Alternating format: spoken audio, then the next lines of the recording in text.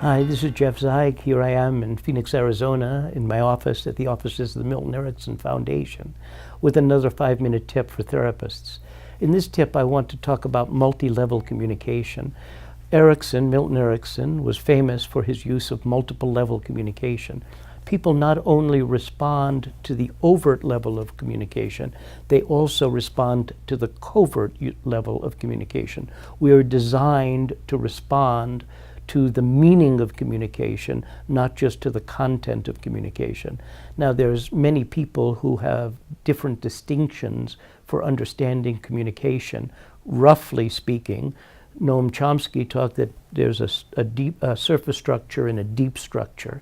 And there can be transformations of the surface structure that still lead to the same deep structure.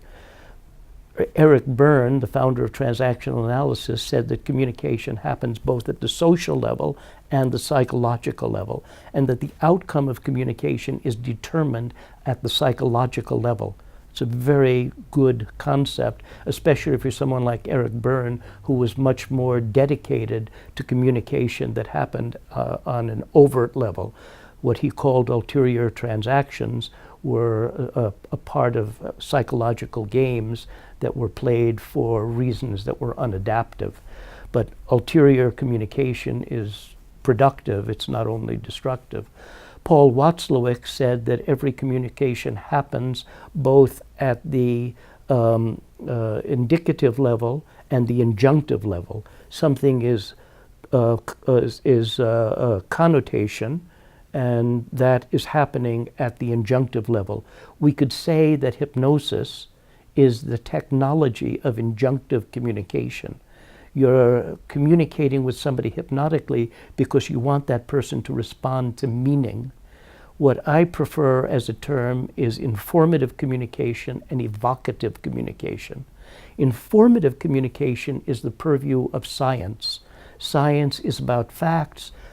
Mathematics is about facts, and the innuendos are stripped away from the communication so that the person who is reading science, mathematics, is dealing with the level of information. Art is evocative communication.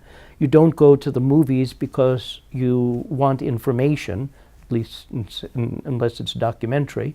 You don't go to the theater, to the art gallery for information. You go because you want to have a transformative experience. You want there to be a change in your state, a change in your mood, a change in your perspective. When we want people to get information, let's say that I'm working with a patient and the patient doesn't understand the difference between an action that is assertive, an action that is passive, and an action that's aggressive, I may need information to explain those 3 different categories. But when I want the patient to be able to recognize you can change your mood, you can change your perspective, you can change your emotion, then I have to use communication that is more similar to art. This is what Milton Erickson did. He explored the way in which people respond evocatively and not just respond informatively. If you can get the person from where they're stuck to where it is that they need to be by giving them clear, unadulterated information, yes, please do that. But when we think about it and we want to understand that part of psychotherapy can be to help people to alter their state. A problem that people bring to therapy is that they are in unadaptive states. The state that they're in is not conducive to meeting the demands of their environment. They're in an unmotivated state. They're in a disconnected state.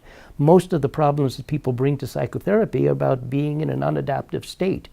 When you study hypnosis, you learn something about changing states. You learn about injunctive communication, evocative communication. You learn how to use all of the output channels of communication, tone, tempo, gesture, the direction of speech, the speed of speech, in evocative ways that can be used intentionally in an artistic effort to help people to change their mood, their perspective, to help people to change their state. This is Jeff Zeig, Phoenix, Arizona, Milton Erickson Foundation, with another 5-minute tip for therapists.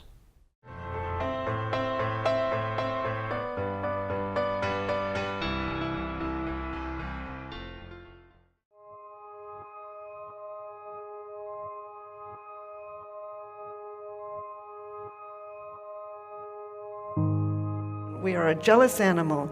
We were built millions of years ago to form pair bonds to rear our young. And indeed, along with the evolution of pair bonding, 97% of mammals do not pair up to rear their young. People do. We are a pair bonding species. But you're absolutely right. Sometimes what's going on is that the client is pursuing us because they want us to feel that what's going on inside of them is that they're scared or that they're lonely and they're not hearing enough from us. I affirm your otherness. I advocate your otherness. I adore your otherness. Who are we? We are wonderful, and that is the truth. I have a question for you all. You ready? What's up with men? What is going on with men? Easy to focus on the content of the problem or the behavior and miss the whole developmental piece that's going on. And then when it's not addressed, the couple may go away and things may be better for a little while, but it's not sufficient to sustain change over time. Saying what I don't want feels more powerful than saying what I do want. Can you see the difficulty in getting them to express proactive goals? The differences are amplified. This person says they want a lot, they can't want that much, they pick this guy. They just want a little more. But don't be fooled, they're cut from the same cloth.